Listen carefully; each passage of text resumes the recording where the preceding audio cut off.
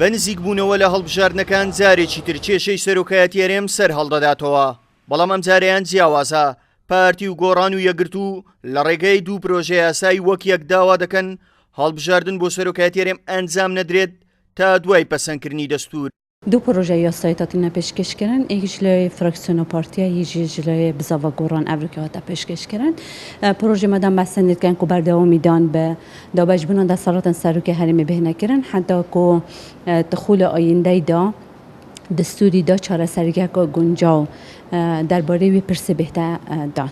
ئەو داوای فراکسیۆنی گۆڕان و یەکگرتو لە کاتێکدا چەند ساڵێک پێش ئێستا بزوتنەوەی گۆڕان و یەکێتی و کۆمەڵ و یەکگرتو داوایان دەکرد سەرۆکی هەرێم لە پەرلەمان هەڵبژێردرێت، بەڵام ئێستا بزوتنەوەی گۆڕان و یەکگرتو لە ڕێگەی پرۆژەیەکەوە بۆ پاڵپشتی لە پرۆژەکەی پارتی دیموکراتی کوردستان داوا دەکەن هەڵبژاردنی سەرۆکی هەرێم ئەنجام نەدرێت. بپی ئەم پرۆژە بێ ئێستا بزوتنەوەی گۆڕان و هەروەها لەگەڵ یەکگرتو ئیسلامیە و بەشێک لە کۆمەڵ ئیسلامیشی تێدا بۆ بەڵاماشەکانیان کوشانەتەوە کاتێستا بزوتنەوەی گۆڕان و کۆمەڵ یەکگرتو ئیسلامی پەشیمان بوونەتەوە لەو پرۆژەی پێشووتر و ئێستا بووایە کارمان لەسەرەوە کرد کە هەردوو انتخاباتەکە سەرۆکی هەرێم و پەرلەمانی کوردستان و گرێدراوی یەکترین پێکەوە بووە.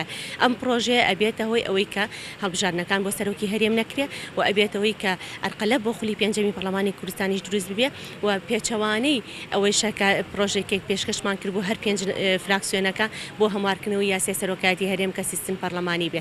بەداخەوە ئەمە بۆتە گرفت لە بەردەمی هەموارکردنەوەی یاسای سەرۆکایەتی و هەروە پاڵپشتە بۆ فراکسیۆنی پارتی دیموکراتی کوردستان و لە هەمان کاتە ئەمە دیسانەوە شەرعیەت دەداتەوە بە کاک مەسعود بەرزانی لەگەڵ نووسینەوەی دەستوری هەرێمی کوردستان بۆ مای 8 ساڵی کە بتوانێت سەرۆکایەتی هەرێمی کوردستان بکات. بە گوێرەی یاسای ژمارەیەکی ساڵی 2005 دەبێت هەڵبژاردننی پارلەمان و سەرۆکایەتی هەرێم لە یەک کاتدا ئەنجام بدرێت. ئەگەر هاتوو بەیەکەوە نەبوون ئەوە هەڵبژاردن نایاسایی دەبێت. ئەوەش لەو کاتەدایە ئێستا بە یاسای ژمارە 2 پارلەمانی کوردستان دەسەڵاتەکانی سەرۆکی هەرێم بەسەر سێ سەرۆکایەتیەکەی تر کە حکوومەت و پارلەمان و دەسەڵاتی دادوەریە دابەشکراوە.